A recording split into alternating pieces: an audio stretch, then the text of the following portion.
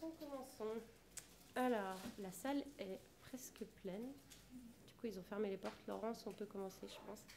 Eh bien, bienvenue à toutes et à tous. On est très content de vous voir ici. La salle est petite, j'ai envie de dire, à cause des mesures Covid. Mais voilà, je pense qu'il y aura d'autres gens qui pourront normalement pouvoir voir la présentation en ligne. Donc, c'est pas mal non plus. Donc, on va vous présenter aujourd'hui un atelier qu'on a appelé « Audit fournisseur et maîtrise des chaînes d'approvisionnement post-Covid ».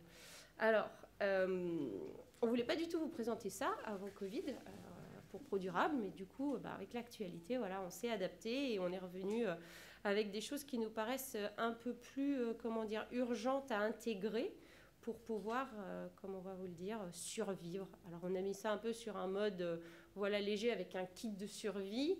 Le kit de survie n'est pas exhaustif. Et les sujets qu'on va vous présenter, en fait, on a, j'ai envie de dire, des experts dans chacun des domaines qu'on va vous présenter. On n'a pas pu amener tous nos experts parce que voilà, le Covid fait qu'on a réduit nos équipes sur ProDurable. Mais on va essayer de répondre à vos questions en fin de présentation. Certaines ne pourront peut-être pas être répondues tout de suite parce que nos experts... plans d'activité, notamment et Origine France Garantie, ne sont pas là. Mais voilà, on fera de notre mieux avec Yann Olivier, qui est ici avec moi et qui sera votre expert sur la biodiversité. Donc, donc, au niveau de la logistique, on va essayer de faire la chose suivante. Pour les questions, ça sera à la fin. Vous avez la possibilité sur un lien avec ProDurable de poser en ligne, mais on les prendra aussi à l'oral comme ça, en fait, parce que la salle est petite, et puis si vous élevez un peu la voix, je pense qu'on pourra vous entendre. Donc ne vous faites pas de... Voilà, si vous n'avez pas de téléphone portable, si vous n'arrivez pas à aller en ligne, on les prendra comme ça à la fin. Voilà, je pense que c'est tout pour la logistique. Donc, les présentations, voilà, on est les deux chefs de projet, en fait, sur Bureau Veritas Certification, qui est basé ici à La Défense. Et que dire de plus, on a des sujets de spécialisation, moi aussi l'anticorruption, et Yann Olivier qui travaille aussi de manière plus générale sur la forêt. Voilà. Alors commençons par une petite image que peut-être certains d'entre vous ont vue, que moi j'ai trouvée très pertinente pendant le confinement. Je trouvais que c'était... Alors, si je me déplace, vous n'allez pas m'entendre. Je trouvais que c'était très pertinent en fait d'avoir une mise en perspective des choses, parce que oui, il y a Covid, mais il y a d'autres choses qui nous attendent derrière. ProDurable, vous le savez, aborde ces questions depuis longtemps, mais dans l'urgence, avec le contexte, on peut avoir tendance à oublier qu'il y a plus. Il y a la récession qui arrive, là, on est dedans, c'est septembre. Ça va continuer, et bien sûr le changement climatique, qui ne va pas être, on va dire, résolu d'ici demain, et il faut garder nos trajectoires. Je pense que c'est un peu le message de ce dessin pour moi, c'est garder à l'esprit la vision à plus long terme pour ne pas prendre de mauvaises décisions. Voilà. Donc, pour rentrer dans le vif du sujet, les chaînes d'approvisionnement. Je ne sais pas si ça parle à tout le monde, les chaînes d'approvisionnement, c'est on va dire supply chain en anglais. C'est un terme qu'on a énormément entendu pendant la crise. C'est un peu, j'ai envie de dire, il y a eu une attention particulière sur ce secteur. Certains l'ont découvert, d'autres y travaillent. Nous, en fait, à Bureau Veritas, on a depuis plusieurs années mis en place des services pour nos clients, notamment des audits fournisseurs sur la thématique sociale, environnementale, corruption, plan de continuité. Enfin voilà, on travaillait déjà énormément sur la thématique de la chaîne d'approvisionnement. L'actualité fait qu'on va travailler encore plus là-dessus. Je vous montrerai pourquoi, mais certainement vous le comprenez déjà au vu des problématiques qui vont se poser. Et pour cela, en fait, on s'est dit, voilà, chaîne d'approvisionnement, problème, j'ai envie de dire, pas numéro 1, mais en tout cas pour les achats, les départements d'achat, oui, peut-être problème numéro 1. Et nous, on s'est dit, on va faire un kit, donc notre kit post-Covid, qui, on l'espère, va pouvoir nous donner quelques grilles de lecture sur... il faut se focaliser sur quoi? On ne peut pas tout faire, il y a des nouvelles priorités, il faut survivre. Il faut être intelligent, il faut être agile. Qu'est-ce qu'il va falloir mettre en place ou améliorer, si on a déjà commencé une démarche, pour pouvoir demain être plus serein. Et on le sait, Covid, il y aura Covid 1, 2, 3, 4, on ne sait pas trop, mais enfin, c'est certainement pas la dernière fois qu'on va se retrouver dans ce genre de situation. Donc voilà, alors je vous présente brièvement notre petit kit.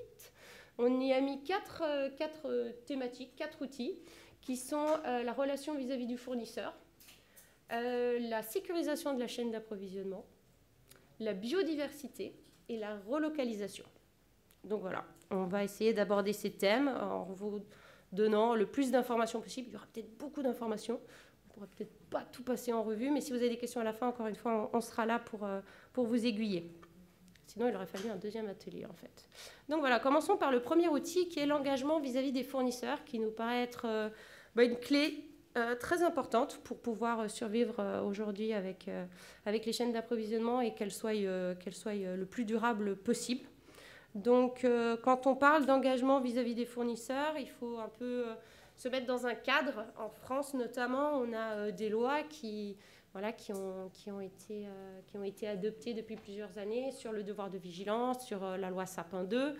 Et aujourd'hui, les entreprises françaises ou toute entreprise qui exerce sur le sol français va devoir se soumettre à un certain nombre de démarches, dont l'évaluation du risque de leurs fournisseurs dans la chaîne d'approvisionnement. Donc, ce n'est pas nouveau, ça existait avant Covid, mais on va s'apercevoir qu'en fait, ça prend tout son sens et ça a trouvé une justification énorme avec les événements que vous connaissez. Donc voilà, en gros, alors le devoir de vigilance, pour ceux qui ne connaissent pas, c'est vraiment l'évaluation de toute la chaîne d'approvisionnement en termes de droits humains, environnementaux et sur l'impact sur les populations locales. Il faut connaître sa chaîne d'approvisionnement, il faut la maîtriser. Et en fait, ce qu'on s'est aperçu, alors d'une manière plus générale, on s'est aperçu, et on le savait avant la crise, les entreprises qui ont mis en place des démarches engagées, donc de RSE, on le voit de plus en plus, performent mieux que celles qui n'ont pas adopté, on va dire, des pratiques RSE. Donc ça, on le savait avant Covid. Après la crise, ou on va dire maintenant, on a des études qui nous montrent que c'est aussi le cas pendant la crise. En fait, ces entreprises se sont, d'une manière, on va dire, assez claire, distinguées sur leur performance extra-financière et financière. Donc c'est plutôt un très bon signal qui nous prouve qu'une démarche RSE prend son sens dans des situations normales et encore plus dans des situations d'urgence. Alors quelques pistes d'explication du pourquoi du comment, notamment en France. Et ça, j'ai envie de dire, c'est un peu par rapport à ce qu'on a entendu de la part de nos clients. Il y a eu plusieurs études aussi qui sont sorties sur le sujet. Pourquoi est-ce qu'elles s'en sortent au mieux? Alors, un des points qui a été souvent évoqué, c'est le fait que le devoir de vigilance, la loi Sapin 2, ont poussé les entreprises à mieux connaître leur chaîne d'approvisionnement et à faire ce qu'on appelle des cartographies des risques. Et en fait, aussi à évaluer, bien sûr, leurs fournisseurs. Tout ça, l'un dans l'autre, fait qu'on a une meilleure connaissance de la chaîne d'approvisionnement qui est absolument clé quand on a un événement tel Covid qui vient s'interposer, j'ai envie de dire, dans toutes les relations. Donc voilà, c'est une piste d'explication. Il y en a certainement d'autres, mais nous, on voit un réel intérêt en fait à la mise en place d'évaluation de gestion des risques. Un autre aspect qui a été remonté, c'est le dialogue avec les parties prenantes. On sait qu'au travers de l'ISO 26000, une démarche RSE, une démarche d'achat responsable, on le verra après, le dialogue avec les parties prenantes est primordial. Et donc, on a un meilleur contact, on a une meilleure réactivité. On est aussi pris, j'ai envie de dire, différemment en tant que client lorsque la relation est bonne. Donc, voilà ce qui peut un peu aujourd'hui nous pousser à se dire qu'une politique d'achat responsable prend tout son sens. Et alors pour nous, c'est un très bon point parce qu'on en était convaincus. On le voyait déjà chez nos clients qui nous le disaient, mais aujourd'hui, on a des études et les données sont beaucoup plus, j'ai envie de dire, claires sur ce sujet. Donc, quand on parle de relations avec les fournisseurs, il y a une réelle opportunité aujourd'hui de revaloriser la politique d'achat responsable. On a vu le rôle clé des directions d'achat pendant la crise qui ont fait des différences énormes sur, en gros, ça passe ou ça casse. Et l'achat, alors les politiques d'achat responsable, on le disait avant Covid, c'est un outil d'innovation, c'est un levier de performance, on peut se démarquer, on avait déjà trouvé tous ces points positifs. Mais c'est vrai qu'avec la crise sanitaire, c'est la question des risques, c'est la question de la prévention qui a été mise en avant en plus pour justifier ces bonnes pratiques. Un autre point en fait qui est très important et qu'on a retrouvé aussi, donc c'est toujours dans le relationnel, c'est cette approche de partenariat. Donc le dialogue, il se fait avec toutes les parties prenantes quand on parle de RSE, mais en termes d'achat responsable, le dialogue avec le fournisseur, le sous-traitant, il a été capital.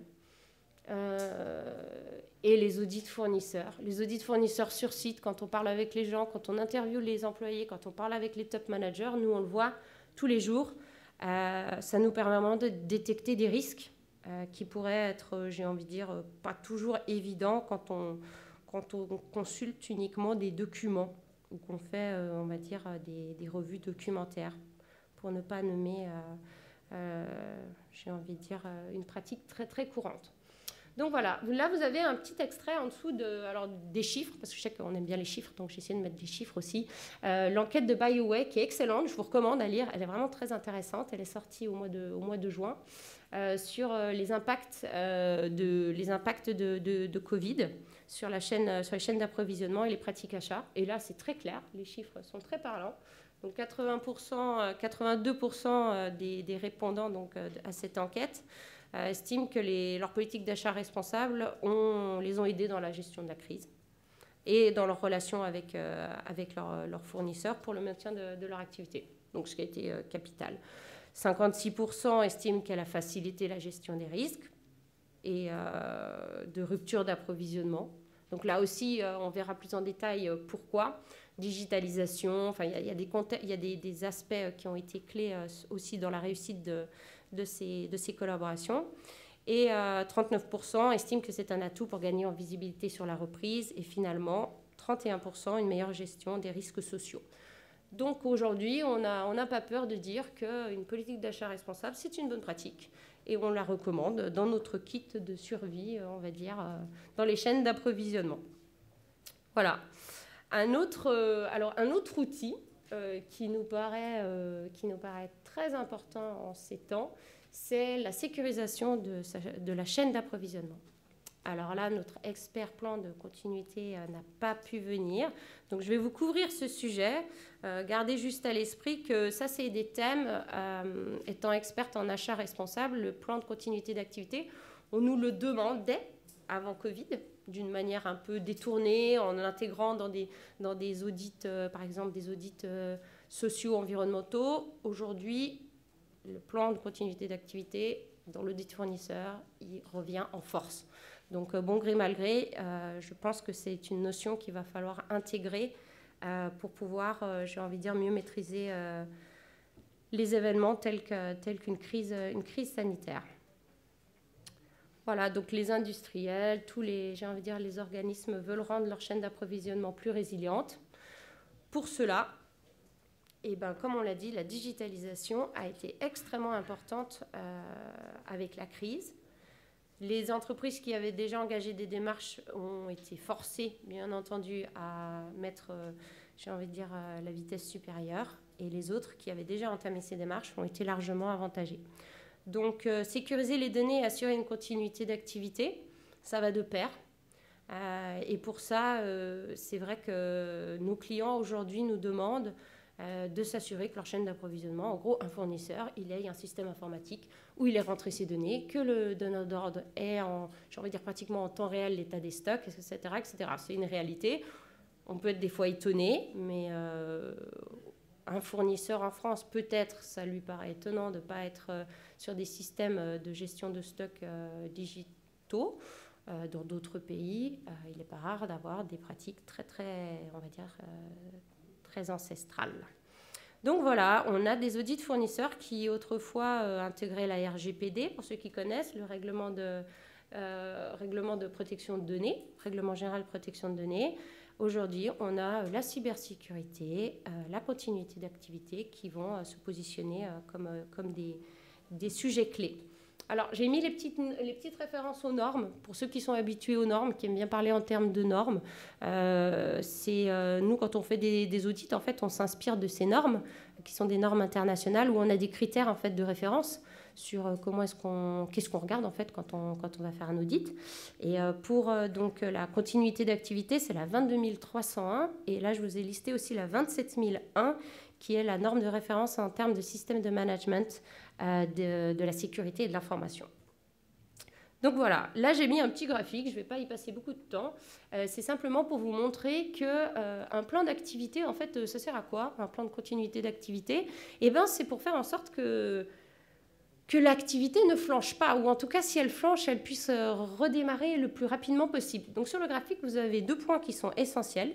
Quand on élabore un PCA, comme on l'appelle, on a tout d'abord un objectif minimum de continuité d'activité qu'on définit. Chaque organisation définit le sien.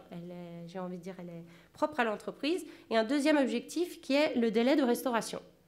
À partir de là, c'est un but à atteindre. On se dit... À un temps T, on a envie d'avoir un service minimum qui soit garanti après une série d'événements qu'on aura listés ou qu'on aura prévus. Le PCA, c'est surtout pour faire de la prévention et pour minimiser les risques, vous l'aurez compris. Donc, pour ceux qui ne connaissent pas le PCA, et là c'est vrai qu'on devient un peu plus technique, soit vous pouvez regarder donc, la norme 22301, soit voilà, il y a plein de guides qui existent sur le PCA et d'autres sont encore sortis depuis les derniers événements. Donc en gros, pour vous donner une idée, il y a donc une cartographie de ce qu'on appelle des assets, en fait, de ce qui est essentiel à l'entreprise, ses employés, sa propriété intellectuelle, ses activités et les objectifs qu'elle veut atteindre. Donc ça, c'est le premier qui est propre à l'entreprise. Ensuite, il y a vraiment la liste. On liste les sujets les plus graves, ce qui peut vraiment être, j'ai envie de dire, ce qui peut conduire en fait à une fermeture d'usine ou à une cessation d'activité pour un organisme. Et on fait les scénarios. Donc ça se fait avec différents départements dans une entreprise pour pouvoir être sûr qu'on inclut tous les risques possibles et imaginables. Ensuite, le grand, j'ai envie de dire, avantage de cette approche un peu formalisée, c'est qu'il va y avoir des responsables. C'est-à-dire qu'en temps de crise, c'est pas qui va faire quoi et comment. Non, on a un PCA, on sait. On a le responsable, on a son numéro, les procédures sont mises en place, on sait comment réagir. Et là, ça fait toute la différence en fait. C'est simplement, c'est un plan et, qui doit être consulté, parce qu'on a eu aussi le cas pendant la crise, des PCA qui existaient, mais personne ou peu de gens connaissaient l'existence d'un PCA dans leur entreprise, donc du coup pas utilisé, il n'a pas servi à grand chose. Et finalement, c'est aussi donc la détection, l'intervention, la communication auprès des employés. Comme je disais, il faut que les gens le connaissent, il faut qu'ils le maîtrisent, il faut qu'on arrive à l'utiliser. Et comme dans tout système bon système de management, il nous faut bien sûr une maintenance. On fait des tests, on essaye, on n'attend pas que l'événement X ou Y arrive. On fait en sorte que ça fonctionne avant que ça soit réellement utilisé. Donc voilà, vous l'avez compris, l'objectif c'est la minimisation des risques. Et pour cela, on fait d'abord l'inventaire des risques. On liste le plus large possible. Ensuite, on essaye de voir qu'est-ce qui peut être minimisé. La prévention, qui est très très très importante. On fait une gestion du risque au continu au jour le jour. Ce dont on ne veut pas s'occuper, et là c'est un point qui est aussi assez intéressant, on fait une assurance, c'est-à-dire qu'on inclut ça dans une assurance. On sait que ce risque, on ne va pas pouvoir le maîtriser, il va nous coûter trop cher ou on pense que la probabilité est trop basse, alors on peut conclure des assurances. Et finalement, on se retrouve avec ce qu'on appelle le risque résiduel, qui est le risque qu'on accepte, qu'on sait qui ne va pas avoir des conséquences trop graves sur notre activité. Je vous donne vite, mais là c'est un exemple très brièvement. Je regarde le temps. Ouais. C'est en fait chez BV on a développé un label pour le télétravail. Encore une fois, c'est la crise qui nous a amené à ce que nos clients aient besoin en fait aujourd'hui de pouvoir justifier de la performance et de la qualité en télétravail. Donc autour des critères que je vais vous présenter, on a élaboré aujourd'hui une possibilité pour pour se faire labelliser. On sait que le télétravail, ben voilà, ça fait faire des économies, ça rassure les clients, ça permet de continuer son activité. Mais à côté de ça, il faut bien sûr s'assurer que, on n'ait pas une cyberattaque, que vous qui soyez en télétravail, vous ayez un état, j'ai envie de dire, de sécurité, ergonomie, etc., acceptable. Et tout ça, en fait, on peut le calculer, le mesurer. Et si l'entreprise satisfait ces critères, elle est labellisée. Donc, c'est un peu comme ça que ça se passe. C'est tout nouveau, pour le coup, forcément. Et j'ai listé quelques critères, mais oui. Alors après, il y a des sous-critères, mais en gros, voilà les gros points qu'on va passer en revue. Donc, le télétravail, il faut une politique, il faut que ça soit encadré. Il faut qu'il y ait des accès, tous les accès VPN, les flux de réseau, la connexion qui est suffisante, pas suffisante, on connaît. La gestion des mots de passe, ça aussi. Qui n'a pas rêvé de changer son mot de passe depuis la maison, alors qu'on sait que déjà, quand on est sur le lieu de travail, c'est un peu j'ai envie de dire, un petit défi. Donc voilà, c'est le genre de choses qu'on regarde pour faire en sorte que le télétravail fonctionne et qu'il soit efficace. Et puis, il y a d'autres points comme la formation à distance, l'accès aux applications. Enfin, c'est un certain nombre de critères qu'on a jugés pertinents pour décerner ce label. Je donne la parole à Yann Olivier qui va passer sur le 3e outil. Et à prendre en considération aussi dans notre kit de survie. Ça, c'est une petite image de virus. On s'est dit que ça serait un petit peu trop... je ne vous la passe pas plus longtemps que ça. Bonjour. Donc, je vous parle de la biodiversité. La biodiversité, c'est le tissu vivant de la planète. Et c'est un réseau qui est riche d'interactions et d'interdépendances entre les différents êtres vivants et qui apporte des biens et des bénéfices à nous les humains qu'on peut catégoriser en 4 types. Donc des services d'approvisionnement où on va retrouver les biens qui sont des matières premières, par exemple le bois, les fibres, la nourriture, l'eau douce, les produits pharmaceutiques, par exemple, qui sont basés sur des composés naturels. Ensuite, on a les services de régulation, qui sont, par exemple, la régulation du climat, le stockage du carbone, la protection contre l'érosion et le maintien de la fertilité des sols, le traitement des eaux usées. Après, on a les services culturels qui sont liés, par exemple, aux loisirs et à la santé mentale et physique, et également à un sentiment d'appartenance à travers les religions ou les traditions. Ensuite, on a les services qu'on dit de support ou soutien, qui sont les services de base qui vont servir à alimenter en fait les autres services. Par exemple, la photosynthèse, le cycle de l'eau, le cycle des nutriments et la formation des sols, par exemple. Et donc, la biodiversité et ces biens et services écosystémiques, en fait, sont un capital essentiel aux activités humaines, à notre alimentation, notre bien-être et à toutes nos activités économiques, en fait, qui sont en majeure partie basées sur elles. Donc, le rapport de l'IPBES de 2019, c'est le premier rapport intergouvernemental de l'évaluation mondiale sur la biodiversité et les services écosystémiques, qui a réuni 145 experts de 50 pays sur les 3 dernières années et basé sur plus de 15 000 références scientifiques et sources gouvernementales, dans le but d'étudier l'évolution de la biodiversité sur les 5 dernières décennies. Ce rapport est alarmant parce qu'il nous informe de données démontrant l'érosion accélérée de la biodiversité. Par exemple, sur le rythme sans précédent de la déclinaison de la nature, le taux d'extinction des espèces qui s'accélère, des dizaines, voire des centaines de fois supérieur à la moyenne sur les 10 derniers millions d'années. et avec une estimation d'1 million d'espèces menacées d'extinction. Donc voilà, dans tous les cas, la perte de la biodiversité a et aura des conséquences sur l'économie.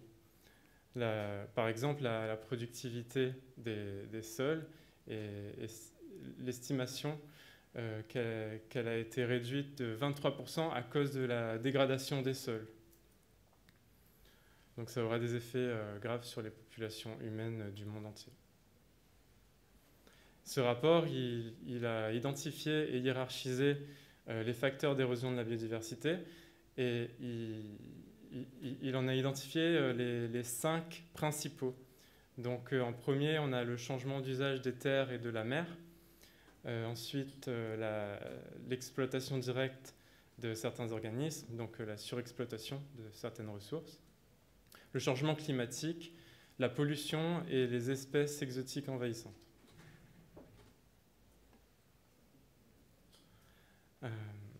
Donc, on observe sur les dernières années une réelle prise de conscience accrue de la nécessité de préserver la biodiversité. Donc, concernant les principales actualités dans le domaine, au niveau international, on a le rapport de l'IPBES de 2019 qui a établi un constat alarmant, et suite auquel le G7 s'est rassemblé en 2019 pour signer la charte de Metz sur la biodiversité, qui est faite de 6 engagements. Ensuite, on a la convention, la COP 15 de la Convention sur la diversité biologique en Chine et le congrès mondial de l'UICN à Marseille, qui ont été annulés cette année et qui sont reportés à l'année prochaine, et qui ont été annulés bien sûr à cause du Covid. Ensuite, au niveau national, donc, en 2018, le gouvernement a présenté le plan biodiversité et la stratégie nationale de lutte contre la déforestation importée. Et la France a défini l'année dernière sa feuille de route pour atteindre les ODD. Et cette année, le plan de relance du gouvernement consacre 30 milliards d'euros destinés au financement de la transition écologique. On observe également une prise de conscience par rapport à l'épidémie de Covid-19 sur les liens entre les pressions sur la nature et l'augmentation de la fréquence d'épidémies de maladies infectieuses. Donc ça a même été médiatisé et les gens se rendent vraiment compte qu'il est nécessaire d'agir pour ce genre de catastrophe naturelle en fait. Ensuite, on constate aussi que les entreprises sont poussées à agir de plus en plus pour justifier de leurs engagements et de leurs actions en termes de biodiversité, de développement durable, par des reportings extra-financiers ou des démarches RSE. Donc, il est possible d'agir en modifiant ses comportements pour évoluer et anticiper les futures conséquences du mode de fonctionnement de la société actuelle. Et pour cela, il est essentiel de s'approprier la notion d'enjeu biodiversité et de prendre conscience de ces liens d'interdépendance vis-à-vis de la biodiversité. Donc, en contribuant à la protection des biens et services rendus par la nature, l'entreprise va sécuriser ses chaînes d'approvisionnement, agir pour une économie plus soutenable et également anticiper les futures réglementations environnementales et potentiellement accéder à des opportunités de financement pour des financeurs qui seraient plus regardants des aspects environnementaux. Donc, à quel niveau agir ? Pour agir, l'entreprise peut identifier ses possibilités d'action à tous les niveaux. Donc, sur toute sa chaîne de valeur, elle devra faire un état des lieux et tenter d'agir sur les pressions qu'elle a sur la biodiversité. Elle peut s'engager dans des démarches d'amélioration ou adosser, par exemple, sa démarche à un système de management environnemental. Donc, par exemple, l'entreprise a à sa disposition un ensemble de guides et outils qu'elle peut utiliser pour faire son état des lieux et identifier où elle pourra agir en fonction de son diagnostic. Et bien sûr, il est recommandé de se faire accompagner par des experts dans le domaine.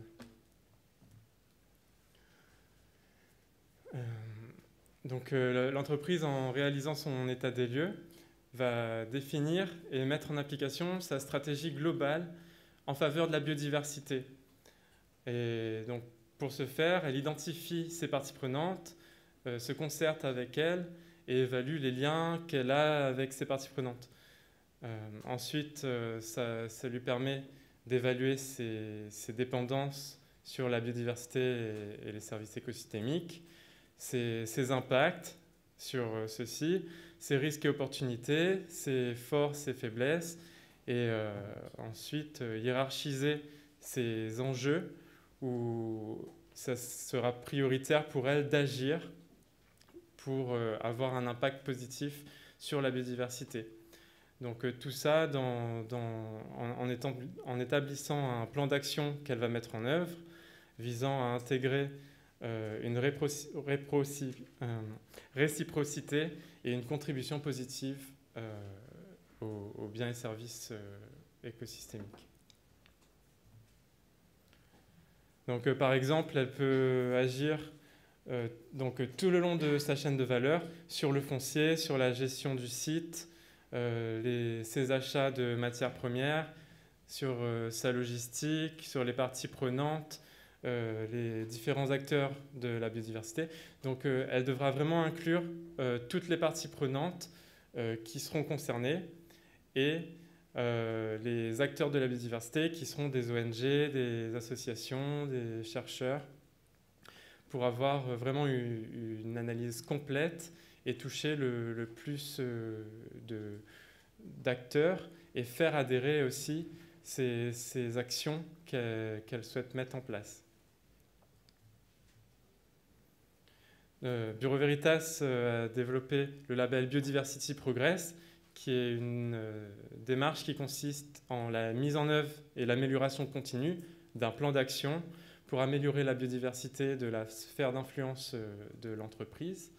Donc l'entreprise identifie toutes ses parties prenantes et en fonction de ces parties prenantes et de là où elle peut agir, c'est là qu'elle sera évaluée. Et également à préserver les ressources naturelles et les services écosystémiques qui rentrent dans ce périmètre. Donc, cette démarche permet à l'entreprise de mettre en œuvre une stratégie en faveur de la biodiversité, faire reconnaître ses engagements, mais aussi ses actions concrètes. Donc, qu'on vérifie qu'elle ait bien mise en place ces actions qu'elle revendique, de répondre à des recommandations de l'ISO 26000, des obligations RSE, et de rejoindre aussi les attentes de différentes institutions françaises et internationales. Donc l'organisme doit dans tous les cas définir son périmètre d'action. Ça peut être un site avec son activité ou une partie de sa chaîne de valeur et également tous les acteurs qui y sont associés. Les exigences du référentiel s'organisent selon 6 thèmes. Donc un engagement et management vis-à-vis de la biodiversité, la connaissance de l'organisme sur la biodiversité, la sensibilisation en interne, les actions de l'organisme pour améliorer son empreinte biodiversité et ses actions en faveur de la biodiversité de manière générale, et l'intégration de ces parties prenantes internes et externes, ainsi que sa communication et son influence externe, donc sur toute sa chaîne de valeur et sur toutes ses parties prenantes. Le label s'organise de la manière suivante. Donc, dans un premier lieu, il y a l'établissement d'un contrat. L'organisme réalise son diagnostic, propose un plan d'action, et ensuite, il est suite à un audit, il est labellisé. Et après 18 mois de la labellisation, un autre audit a lieu pour maintenir sa labellisation. Et la force aussi du label est qu'il a un comité d'experts indépendants qui va valider les dossiers d'audit pour crédibiliser le label et du coup apporter plus de valeur à l'entreprise à travers cette communication. Je vais laisser la parole à nouveau à ma collègue, Johanna. Merci Anne-Olivier. Je n'avais pas fait le lien avant que tu viennes, mais forcément, pour nous, c'était clair que Biodiv, je crois que c'est l'année de la biodiversité en plus, c'est ça ? C'est une année très importante. D'accord. Et en plus, bon, voilà, effectivement, ça avait été très médiatisé que les chauves-souris, le contact humain, la déforestation, ça avait été un petit peu à l'origine de tout. Donc ça nous paraissait un sujet réellement intégré dans notre kit de survie. Le dernier outil, ou en tout cas piste de réflexion qu'on a intégré dans le kit, c'est la relocalisation. Alors ça aussi, on en a entendu beaucoup parler, je pense, beaucoup en France, mais dans d'autres pays aussi. Il est important en fait qu'on repense en termes de géographie sur les chaînes d'approvisionnement pour différentes, on va dire, raisons qu'on va regarder. Mais voilà, ça nous paraissait être un thème qui doit être abordé dans les organisations aujourd'hui pour pouvoir être mieux paré pour répondre aux défis de demain. Donc, le Made in France, il y a donc une étude qui a été réalisée par Agile Bayer qui révèle que 25% des entreprises en fait, envisagent de relocaliser une partie de leurs achats après Covid, alors qu'elles étaient 16% au début de 2020. Donc, c'est un chiffre assez conséquent, un quart des entreprises qui réfléchissent à cette problématique. Pour elles, ça leur permettrait en fait à 92% de sécuriser les approvisionnements. Donc, on voit que c'est réellement une priorité numéro 1, réduire les impacts au niveau environnemental et accélérer la mise des produits sur le marché et de réduire l'impact social. Donc, ça, c'est encore d'autres bénéfices qu'elles voient sur cette relocalisation. Donc la majorité pense à relocaliser en France, mais aussi dans toute l'Europe. Et ça, vous pourrez retrouver aussi l'étude, je vous ai mis la référence, très, très intéressant et aussi très pertinent si on veut se pencher un peu plus sur la question. Nous, en fait, on essaye toujours de voir par rapport à ces grosses tendances ou par rapport à ces besoins, qu'est-ce qu'on a, en fait, qu'est-ce qu'on offre déjà à nos clients, ou qu'est-ce qu'il faut développer, en fait, pour être au plus proche des besoins. Et c'est vrai qu'on a développé, en fait, alors c'est pas nous, c'est l'association Pro-France qui a développé le label Origine France Garantie, que vous avez peut-être déjà vu sur des produits. C'est un label qui, alors bien sûr, a connu une augmentation ou en tout cas un regain d'intérêt depuis Covid. Ça se comprend vu que ça rentre totalement dans les nouvelles, j'ai envie de dire, attentes des consommateurs en termes de transparence, en termes de responsabilité, en termes de traçabilité. Et donc, ce critère le label est attribué, je vous donne un exemple, c'est toujours le plus simple, un poulet. Si votre poulet a été, j'ai envie de dire, élevé en Bulgarie, qui est né en Bulgarie, mais élevé en France et tué en France, ce poulet ne pourra pas être labellisé Origine France Garantie. Il doit avoir pris toutes ces caractéristiques en fait essentielles en France. Et il y a aussi une notion de prix de revient unitaire qui doit être entre 50 et 100% localisé en France. Donc voilà, il y a des critères qui sont assez simples, j'ai envie de dire, au premier abord. Après, quand on rentre dans le détail, c'est des critères qui s'adaptent en fonction du produit, en fonction du secteur, parce qu'on peut labelliser énormément de choses différentes. Mais c'est un label qui reste, qui répond encore plus aux attentes, j'ai envie de dire, avec ce qui nous arrive. Et c'est une attente des consommateurs et c'est une attente aussi des entreprises de pouvoir, voilà, de pouvoir se distinguer, de pouvoir avoir un label clair et de pouvoir communiquer et prouver en fait aussi leur savoir-faire au niveau français. Alors au niveau des consommateurs, il y a aussi l'argument voilà, de soutenir l'emploi en France. Enfin, il y a plein de considérations qui rentrent en ligne de compte ici. On va faire quand même une petite conclusion, j'ai envie de dire, parce qu'en fait, ces 4 outils, ben, vous avez vu, c'est assez, j'ai envie de dire, c'est assez généraux. Il va falloir se les approprier, il va falloir que vous les intégriez à votre contexte et j'ai envie de dire, à votre réalité, à vos secteurs, parce que tout n'est pas pareil. Des entreprises vont se dire, ben non, nous, on ne va pas relocaliser, mais on va faire ce qu'on appelle du double sourcing. Ça veut dire qu'on va en fait avoir un site de production en France, mais aussi dans un autre pays. Enfin voilà, il y a différentes stratégies qui vont se mettre en place ou qui sont en train de se mettre en place pour pouvoir être, j'ai envie de dire, être paré au mieux avec ce qui nous attend. Au niveau d'une conclusion, je voulais un peu, moi, élargir le débat, ou en tout cas vous challenger un peu sur Pro Durable. Je trouve que c'est un salon qui est un peu unique et qui nous permet de faire, comme je le disais au départ, une réflexion un peu plus profonde et un peu plus globale sur ce qu'il y a à mettre en place pour arriver justement aux objectifs de développement durable, qui pour moi restent un excellent cadre de réflexion, parce que justement ils sont globaux. Tout en étant spécifiques, les entreprises peuvent vraiment se positionner, et vous l'avez vu, elles se positionnent de plus en plus par rapport à l'atteinte de ces objectifs. C'est une tendance qui va certainement s'accélérer. Une autre tendance qu'il va falloir regarder aussi à l'avenir, c'est le devoir de vigilance au niveau européen, parce que le projet a été d'autant plus, j'ai envie de dire, remis au goût du jour, ou en tout cas accéléré avec ce qui s'est passé dans les chaînes d'approvisionnement. Donc le commissaire européen, Reiner, je crois, a fait comprendre qu'en 2021, il espérait avoir quelque chose au niveau européen. Donc on ne serait plus le seul pays à avoir un devoir de vigilance, ce qui serait bien aussi en termes d'impact plus global.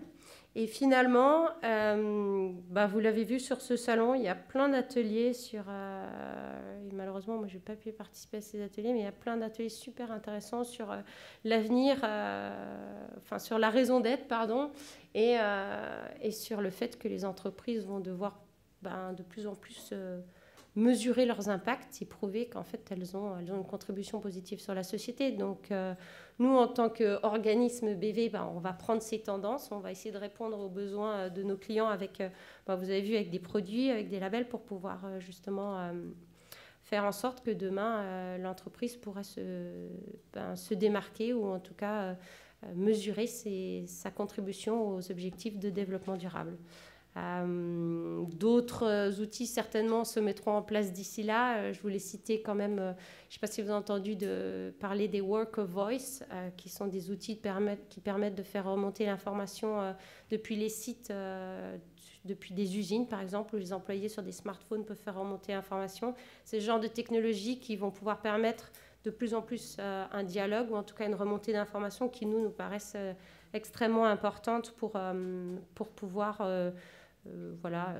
faire en sorte qu'une démarche soit faite avec les parties prenantes. Et on a aussi développé bien sûr des outils d'audit à distance. Vous pouvez l'imaginer, on ne peut plus maintenant tout le temps être sur site face à la crise sanitaire. Donc tout ça va se développer, et puis on espère qu'on pourra vous présenter d'autres petites nouveautés en 2021 pour le prochain salon. Donc voilà, merci beaucoup.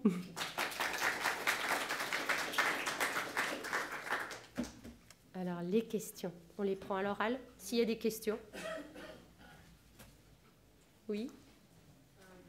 Je ne sais pas si c'est vraiment une question, c'est plus une remarque pour laquelle on m'avait merci pour la présentation et pour les questions. Alors, si je résume bien, le type de survie, c'est la relation fournisseur, c'est la sécurisation, la biodiversité et la relocalisation. Moi, je suis un peu sur ma fin dans ce salon, en fait, et même au niveau des ateliers, de manière générale, parce qu'il y a un focus sur l'environnement et je soutiens et partage complètement. Il y a un gros oubli sur le social. Vous en avez parlé brièvement, j'ai vu mesure l'impact social à un moment sur une de vos slides. Et je ne comprends pas. Et je ne comprends pas parce que je trouve que le Covid a bien relevé quelque chose, c'est qu'il y a une vraie précarité, même au niveau des chaînes d'approvisionnement, surtout dans les usines. On a parlé du personnel soignant, etc., dans d'autres secteurs d'activité. Ouais. Et c'est une vraie... je me sens en fait limite un peu...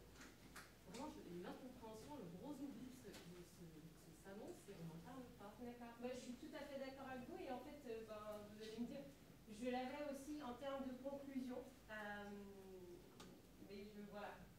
Pour moi, alors je vous rejoins tout à fait, je pense que les droits de l'homme, en temps de Covid, c'est pas oublier-les, c'est pas la priorité, c'est les droits de l'homme, c'est fait pour justement protéger les personnes les plus vulnérables qui sont aujourd'hui atteintes, j'ai envie de dire de plein fouet par la crise Covid pour toutes les raisons qu'on sait, la chaîne d'approvisionnement.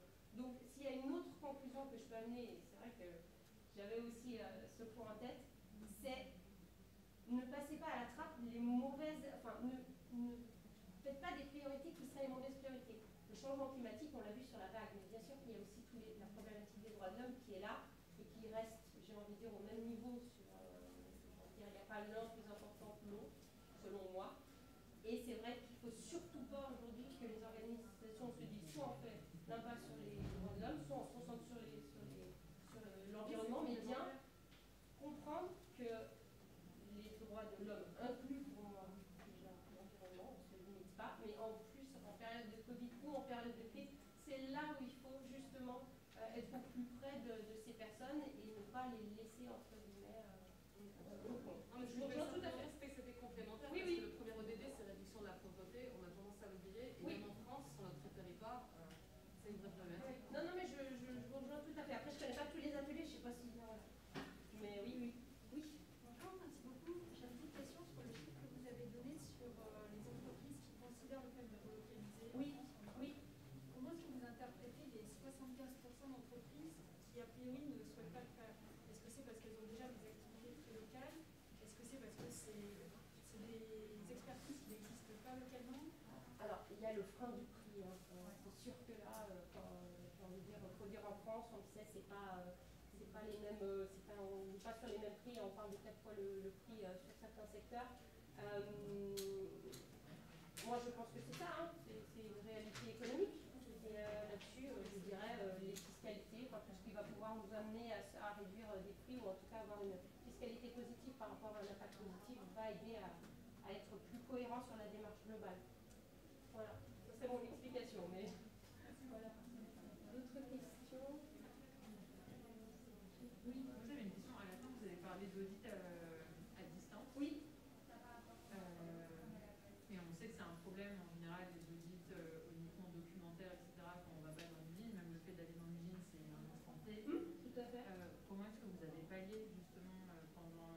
Vous avez continué à faire des audits Oui, alors en fait, on a eu ce qu'on appelait justement des audits à distance. Alors, selon les cas de figure, il y avait déjà eu des audits, donc c'était des audits de suivi. Ensuite, le SMETA, pour ceux qui connaissent, c'est l'audit social, j'ai envie de dire, qui inclut le dossier environnemental le plus connu, a mis en place un assessment virtuel. Donc là aussi, ils ont réagi. Donc on a pu, j'ai envie de dire, avec la technologie, faire des entretiens à distance, filmer, avoir des... Voilà, on a utilisé la technologie en fait pour pouvoir... C'était ça, vous aviez, vous aviez des films. Vous avez fait comment vous avez fait? Oui, on a filmé, c'est ça. Oui, on a filmé, on a eu les gens qui étaient avec leur téléphone portable. Ensuite, on a fait des fois des audits où on voyait la personne dans l'ascenseur l'exemple d'une collègue qui faisait un audit sur les protections PPE et puis la personne qui était dans l'ascenseur qui se filmait avec elle, tout d'un coup elle l'a vu dans le miroir sur la vidéo qu'elle portait mal son masque. Voilà. Il y a eu plein de trucs comme ça qui se sont développés et qui ont permis aussi de... Alors, c'est un outil, hein, mais c'est ce qui a été, j'ai envie de dire, utile. Ça a été utile, oui, effectivement, et nécessaire. Les gens, nos clients souhaitaient vraiment. Vous avez dû voir encore plus, comme disait madame, il y a eu des manquements encore plus forts. Oui, puis on a eu justement ces autres outils, encore une fois, c'est les Walk of Voice, on a eu des remontées d'informations qui étaient de différentes personnes, différentes parties prenantes et à différents moments. Et ça nous a permis aussi de nous éclairer sur qu'est-ce qu'il faudra mettre en place dans le futur pour être encore plus, j'ai envie de dire, proche de la réalité. Voilà. Progress, vous l'avez lancé quand? Cette année là? Non, il est lancé depuis 2013. 2013. Et là, il évolue du coup? Oui. Il en compte beaucoup plus de choses? Là, c'est une V2, on a fait une refonte depuis l'année dernière, on a travaillé dessus, et là, on le relance. D'accord. Il y a combien d'entreprises qui le suivent? C'est quelque chose qui est franco-français ou vous avez des internationaux? C'est français, il a déjà été lancé sur des pilotes, mais pour l'instant, on n'a pas d'entreprise. Là, c'est une V2, c'est vraiment une rénovation totale. On peut se retrouver dehors si vous avez d'autres questions. Désolé, on doit partir. Merci beaucoup, merci d'être venu. Merci.